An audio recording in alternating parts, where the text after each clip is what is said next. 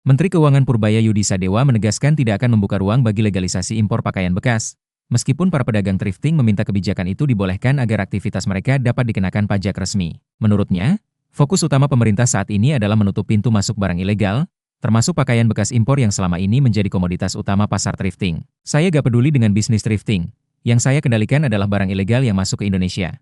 Tegas Purbaya dalam konferensi pers APBN kita di kantor Kementerian Keuangan, Jakarta Pusat, Kamis, 20 November 2025, melansir dari Tribun News. Ia menambahkan bahwa membersihkan peredaran barang ilegal merupakan prioritas pemerintah. Saya akan membersihkan Indonesia dari barang-barang ilegal yang masuknya ilegal. Lanjutnya, Purbaya juga menolak anggapan bahwa keinginan pedagang untuk membayar pajak bisa menjadi alasan sah untuk melegalkan impor baju bekas. Menurutnya, pelanggaran terhadap aturan impor tidak otomatis hilang hanya karena ada penerimaan pajak. Thrifting kan barang bekas. Dilarangkan? Sudah jelas itu ilegal. Jadi gak ada hubungannya bayar pajak atau gak bayar pajak, itu barang ilegal, kata Purbaya dengan tegas. Untuk memperjelas konteks, Purbaya memberikan perumpamaan yang cukup keras. Ia menyampaikan bahwa memungut pajak dari barang terlarang tidak serta-merta mengubah status hukumnya. Kalau saya menagih pajak dari ganja misalnya, apakah barang itu jadi legal?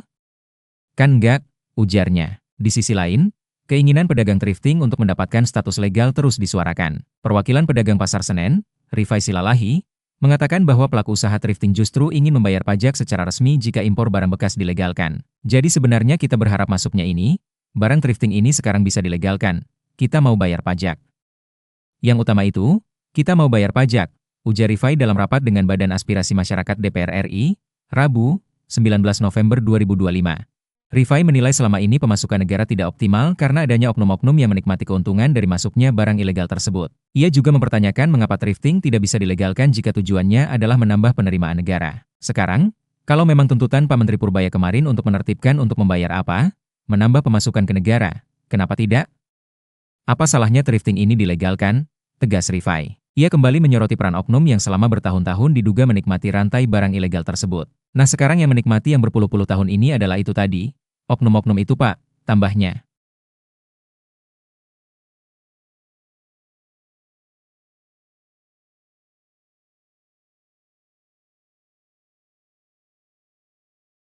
Download Tribun X sekarang, menghadirkan lokal menjadi Indonesia.